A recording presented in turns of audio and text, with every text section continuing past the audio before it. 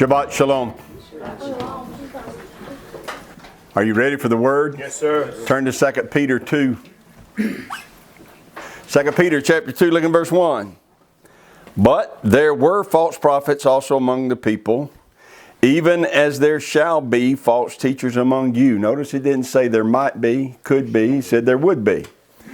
There shall be false teachers among you who privily shall bring in damnable heresies, even denying Yahweh that bought them, and bring upon themselves swift destruction.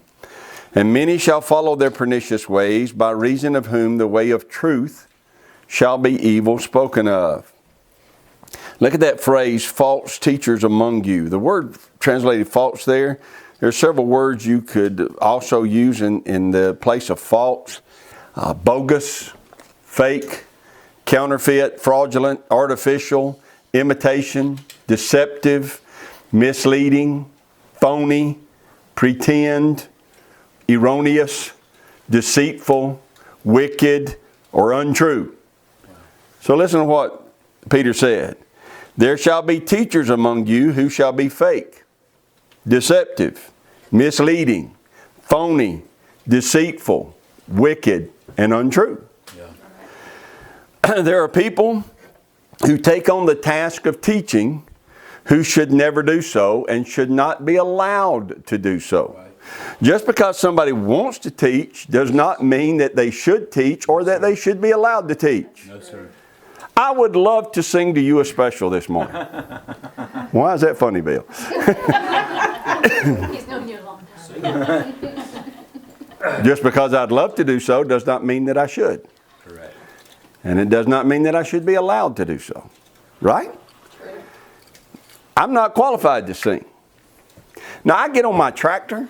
Yeah. And I forget. And I'm happy on my tractor, and so I sing. Amen. And I forget that even though I can't hear others, they can hear me for a half a mile. Yeah. Yeah. Really. Because I sing loud. Now trust me when I tell you, people don't come out on their back deck, set up chairs, start drinking sweet tea and say, isn't that beautiful? Yeah. Just because somebody wants to sing doesn't mean they should be allowed to sing. And just because somebody wants to teach doesn't mean that they should, and it doesn't mean they should be allowed to. Isn't that what Peter's saying? Yes, sir. There will be among you wicked, deceitful teachers of untruth that should not be teaching. And these are the teachers who you should not be listening to. Now, if that was an issue in Peter's day, Right. Yeah. how much more is it an issue in our day when everyone has a platform from which to expel their instruction by means of social media? Twitter and Facebook and YouTube. Everyone can gain an audience and everyone can offer their opinions. And offering your opinions is fine when it's isolated to sports or politics or the weather. But when one determines to speak on behalf of Yahweh, they should make sure that they're speaking for Yahweh, what Yahweh has said. Yes, sir. And they should make sure they understand what they're talking about. Yes. Right. Peter goes on to mention this. He talks about what makes a false teacher a false teacher. And if you take everything he said there in chapter 2 and break it down, it falls into two categories. What makes a false teacher is, number one, they have impure motives. Peter said they covet things they ought not be coveting, and because of this coveting, they will say things that are untrue. Or Peter said sometimes they become a false teacher because they lack understanding. In verse 12, Peter said they speak evil of things that they understand not. You see that down in verse 12? They speak evil of things they understand not. Now think about that.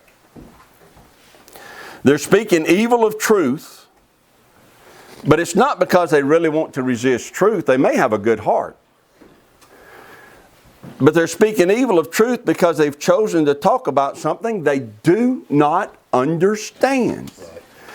And when you speak about something you do not understand, you're going to speak erroneously and falsely and deceitfully. You may not mean to, but you will. You can't help it. Right. If you don't know what you're talking about, you're going to say some things that are not true. So not all false teachers have impure motives. Some become false teachers because they're talking about things they just don't understand.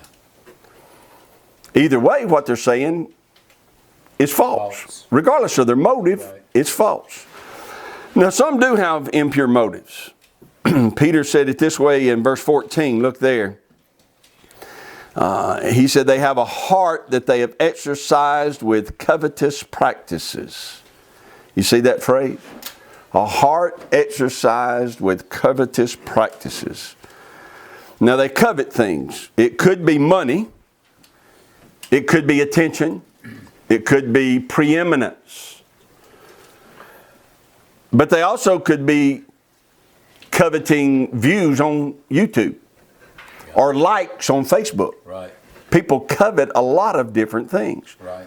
So impure motives. In verse 15 he mentions Balaam, which has forsaken the right way and are gone astray, following the way of Balaam the son of Besor, who loved the wages of unrighteousness.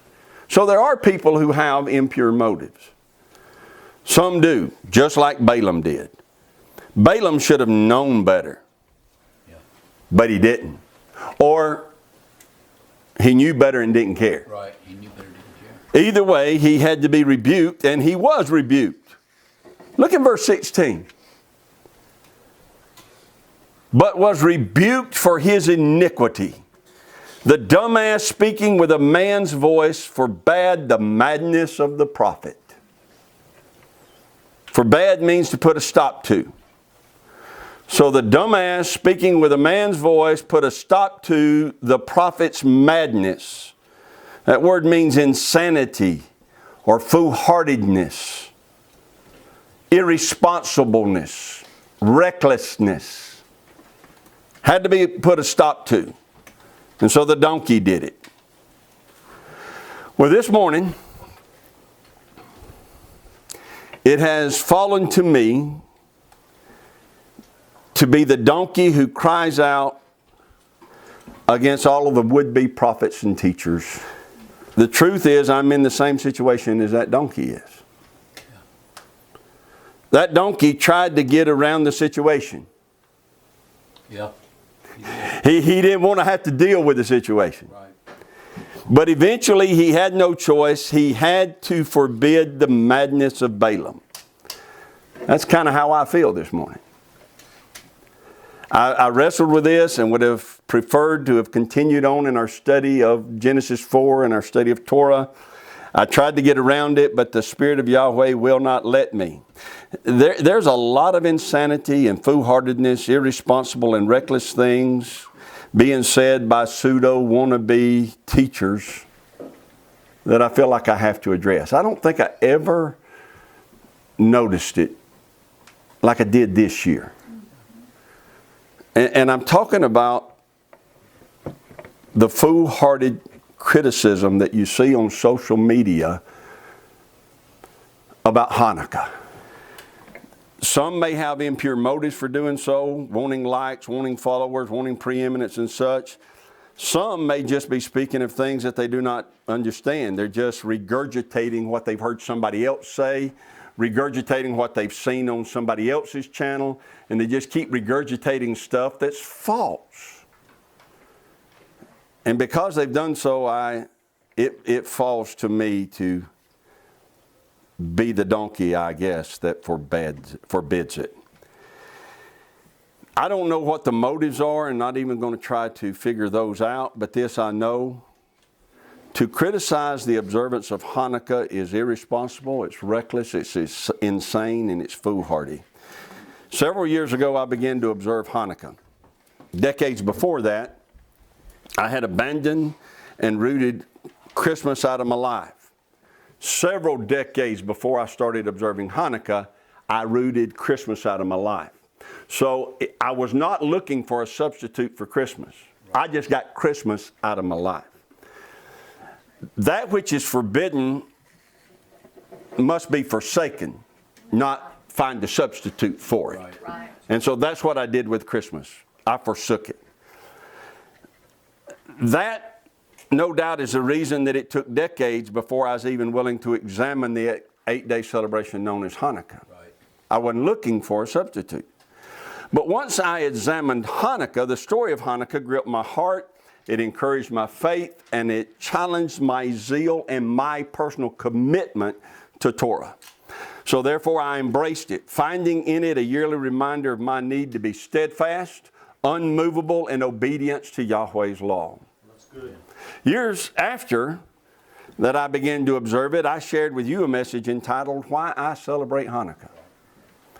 I made sure to point out that the title was not Why You Should. Right. Right? Right. I close out that message by saying this. There's no command in Torah to observe Hanukkah. So if you choose not to observe it, there's no fault to accuse you of. Right. And there is no command in Torah to not observe Hanukkah. So if I choose to observe it, there's no fault to accuse me of. I still stand by those words. So this morning, make no mistake about it, this isn't about rebuking or criticizing anybody anywhere who's chosen not to observe Hanukkah. It's not that at all. It is, however, a strong rebuke of those who have chosen to speak evil against it. Yes. It confuses me. I don't understand it. Of all the things wannabe teachers could be against, I am dumbfounded that they've chosen to be against Hanukkah and those that observe it. I'm going to be so bold as to continue with the Balaam analogy.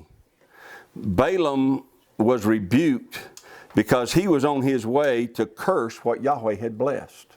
Yep. Wow. Say bad things about what Yahweh loved. Yep. Those who choose to speak against Hanukkah are doing the same thing. Yes, sir. They're saying bad things about that which Yahweh loves. They're cursing what He has blessed. Read the story of Hanukkah. Yahweh blessed Mattathias. Yahweh blessed his son Judah. Yahweh blessed their small band of soldiers. Yahweh blessed their efforts in battle. Yahweh blessed their efforts to dedicate the temple. How can we speak against that which Yahweh blessed? And it's evident that He blessed it. Right. You say, yeah, but it's not in my Bible. I haven't read it. That's not our fault. It was in Bibles up to the 15 and 1600s, and it got ripped out. Right. It's still available to those that want to read it. But 1st and 2nd Maccabees, like a lot of other books, were included in the Bible until 1600. The angel of Yahweh speaking for Yahweh said this to Balaam. I went out to withstand you because your way is perverse before me. Numbers 22 is where the story of Balaam is. I went out to withstand you because your way is perverse before me. The word perverse means rash. Your way is rash. You, for whatever reason, Balaam, are doing a rash, unwise, perverse thing, and you had to be stopped. And the angel went on to warn Balaam that if he were going to speak, he needed to make sure that when he opened his mouth, he only said things that Yahweh told him to say. Right.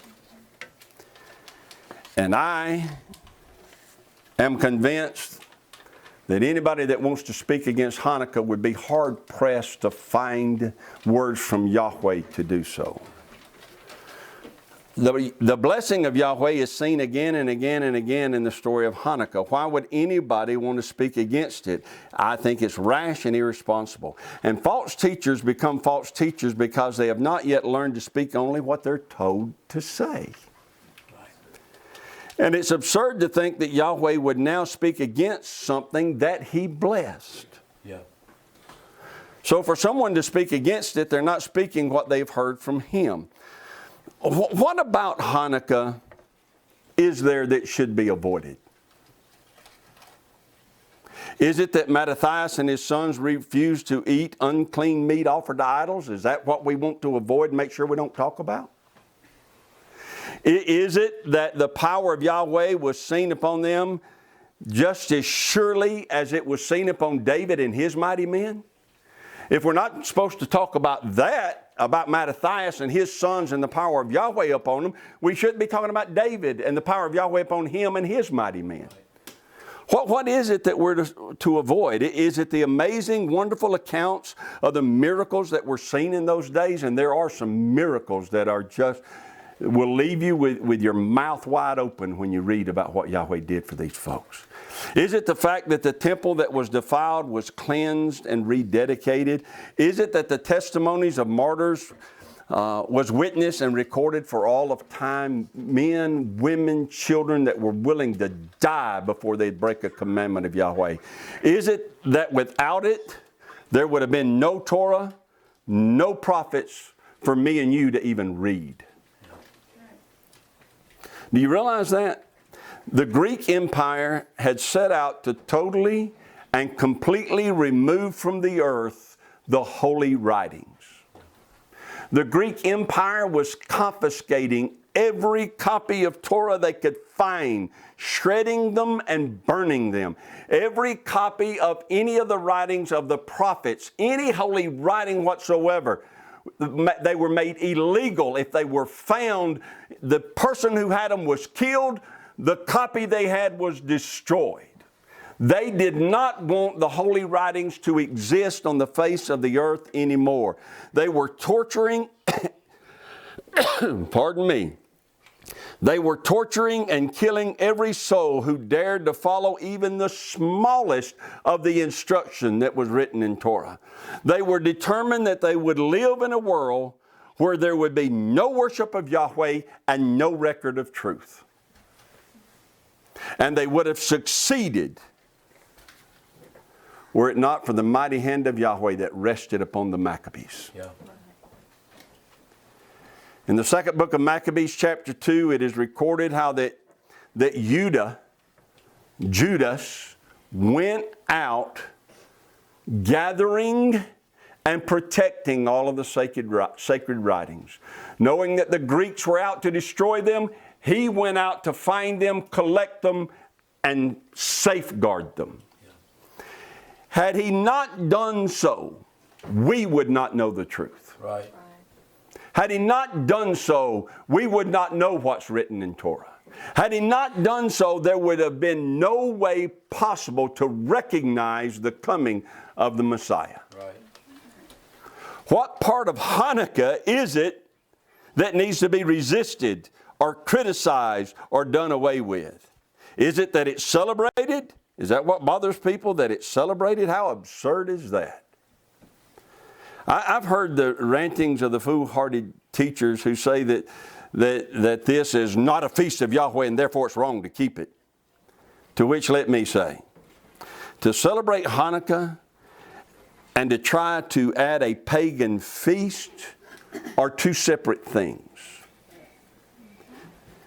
You cannot bless what Yahweh has cursed, and you cannot curse what Yahweh has blessed.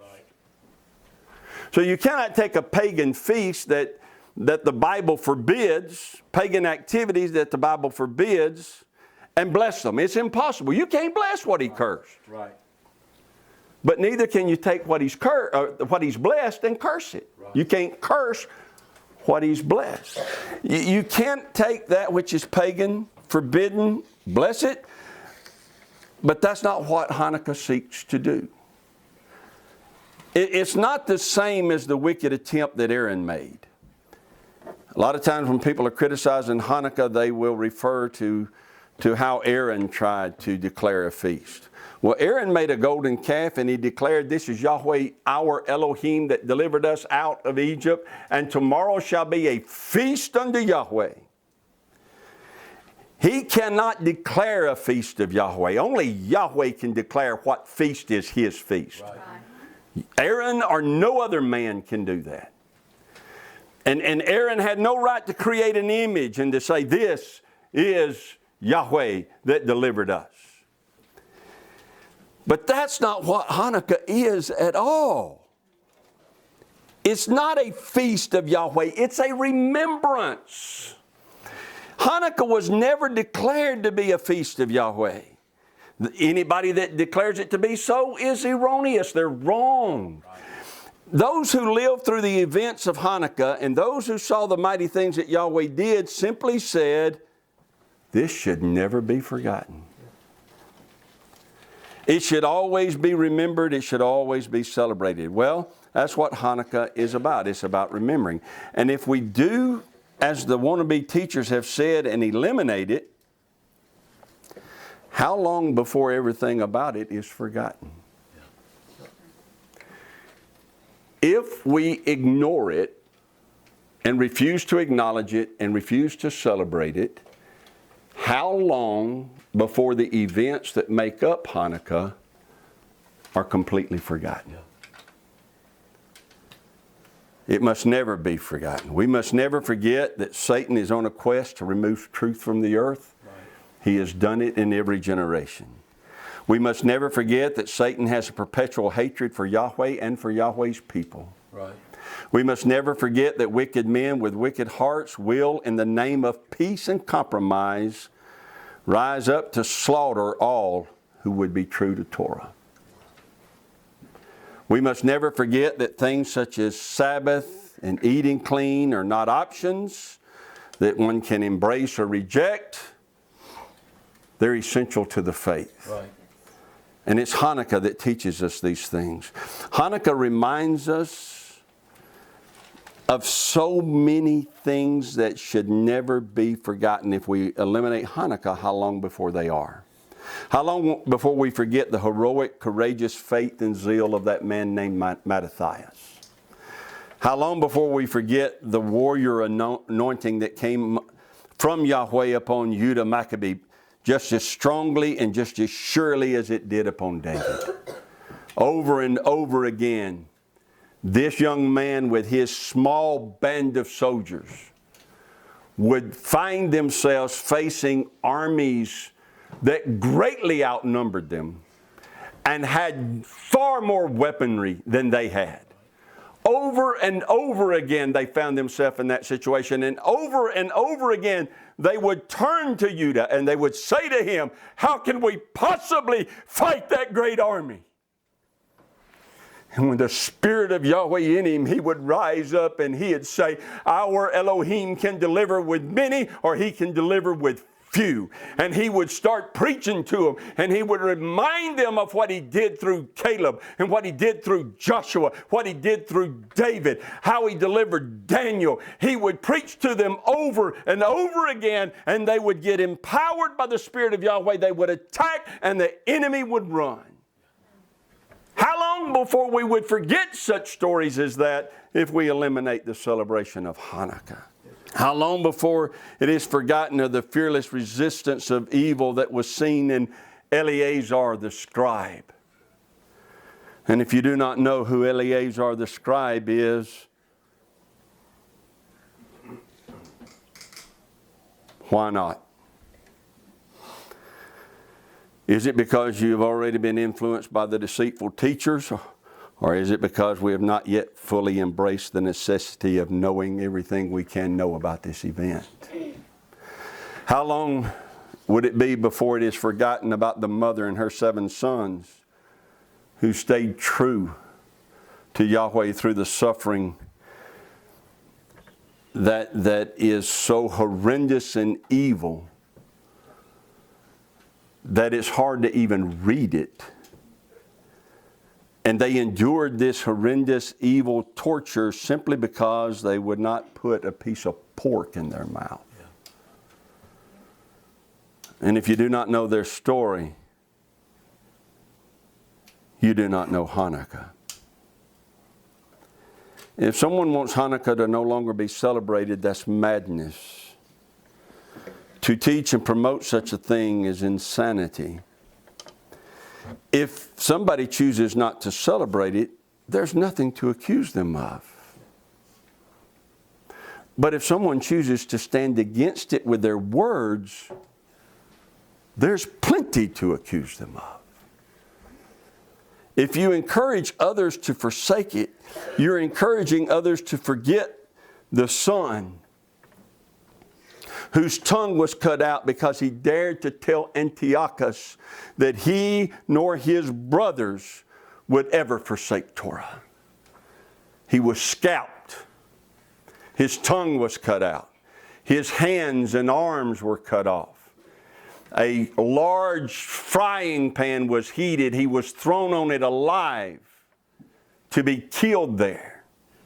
While the smoke went up from that dreadful scene, the mother of those sons encouraged all of her children to be true to Yahweh, just as that older son had been. Amen. And the brothers all encouraged one another as that was taken. As the smoke was rising off their brothers, they were turning to one another and saying, we too must be true to Yahweh.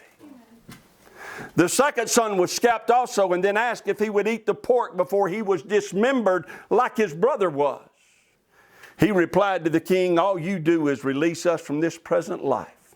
But the King of the universe, He shall raise us up to an eternal renewed life. We don't fear you, King.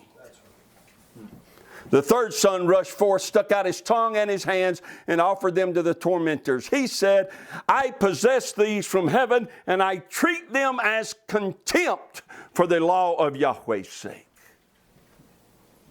So brave, so courageous that even the king was astonished at the way he behaved. It reminds me, think about what he said. He stuck his hands out and said, I treat them as contempt for the law of Yahweh's sake. Do you remember what the Messiah said? Do you? If your right hand offends you, cut it off. What was he saying? If your right hand should cause you to stumble against Torah, you'd be better off without a right hand. Could he possibly have been thinking about this third son when he made such a statement as that? This third son was saying to Antiochus, if I have to choose between keeping my hands and breaking the smallest of Yahweh's commands, here they are, take them from me. Folks, that is a manifestation of the teachings of the Messiah. Yes, sir. Someone says, well, no, I don't want to eliminate these stories. I just don't want there to be a remembrance or a celebration of Hanukkah. Well, that's insane. Because when you do away with the celebration and the remembrance of Hanukkah, then the stories never become known. Right. How many of you grew up never knowing the stories? Because nobody ever taught us about Hanukkah and taught us that we should remember it. Instead, we learned about a big fat guy with a beard that slid down chimneys and went everywhere with a sled. Yeah. Instead, we heard about bunnies and eggs. We heard falsehood instead of the truths of Hanukkah. Yeah. If you don't celebrate it, you never know the story. Right. Shall we forget the fourth son who spoke of his hope of being raised to life again by Yahweh and said to the king, I shall be raised, but you shall not? Shall we forget the fifth son who said to the king, you have authority that has caused you to forget who you are? We are the children of Yahweh, and He will not forget nor forgive what you're doing to us today. He will torture you and your seed. Shall we forget the sixth son who said that he knew that these things had befallen them because of the sins of their nation? But he said to the king, you, sir, are not fighting against us, but you're fighting against Yahweh, and you shall not win. Shall we forget the seventh son who was promised riches and promotions, anything he could ever want if he would just take a bite of pork? That's all he had to do. But he said to the king, I do not keep the commandments of men. I keep the commandments of Yahweh. Shall we forget the mother who spoke that day with the reason of a woman and the courage of a man who refused to let that which was temporary turn her heart from that which was and is eternal? Hanukkah must never be forgotten. Right.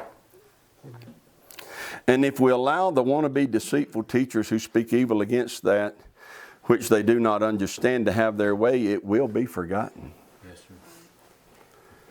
Men should not curse what Yahweh has blessed. Right.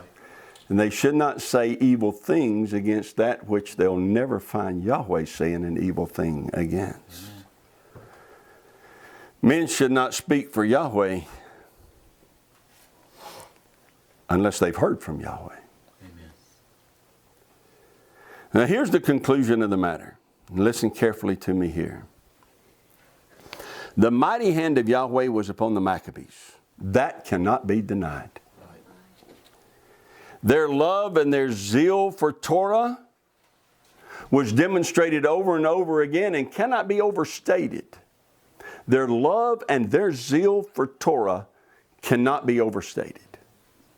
They were committed to the instruction of Yahweh with a dedication that you and I, quite honestly, we cannot even fathom that kind of a dedication. Right. Not yet. Amen to that. But they were dedicated to it. It is absurd to believe that these men who gave their lives because they refused to do three basic things. Let me pause right there and talk about that. Three basic things they were told to do, and they refused to do them. Does anybody know what those three things were? Eat pork. Eat pork. Profane the Sabbath. Stop circumcising your sons. Three things.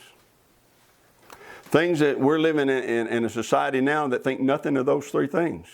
Right. Masses and masses of people go to church every weekend who would actually tell you we shouldn't do those three things. But these people were so committed to Torah that those three things they were willing to die for. Yep. You're not putting that nasty pork in my mouth. I will not profane the Sabbath. And I will not stop circumcising my sons. It is absurd to believe that these men who were that devoted to Torah would then turn around and break Torah by saying that the dedication of the temple should be an 8-day celebration that's never forgotten. You got it? Right. Yeah. Eleazar, the scribe, and others. Sometimes it just came down to the king trying to make peace. Sometimes it just came down to just chew up this little bit of pork. That's all you got to do. And they refused. They said, no, it would break the commandments of Yahweh. No, we will not eat it. We'll torture you and kill you if you don't. Then do what you must, but I must obey Yahweh. Yahweh said not to, I will not.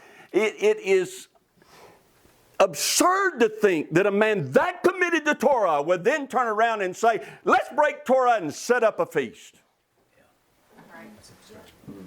They weren't trying to set up a feast to break Torah. They just said these things that have happened should never be forgotten. Right. Amen. If these men, who I can clearly see the blessing and the anointing of Yahweh on their lives, said it should be remembered, I'm going to trust their testimony before I trust the rantings of a wannabe teacher on Facebook or YouTube. Amen. I'll close with this. If someone chooses not to observe Hanukkah, there is no fault in that. But if somebody chooses to observe it, there is no fault in that either. Amen. I am never bothered that someone has chosen not to. But I am bothered that someone could either, number one, look at all of the events of Hanukkah and say, nah, we don't need to celebrate it. Or worse yet, say, no, we shouldn't celebrate it. And they're speaking evil of that which they know nothing about.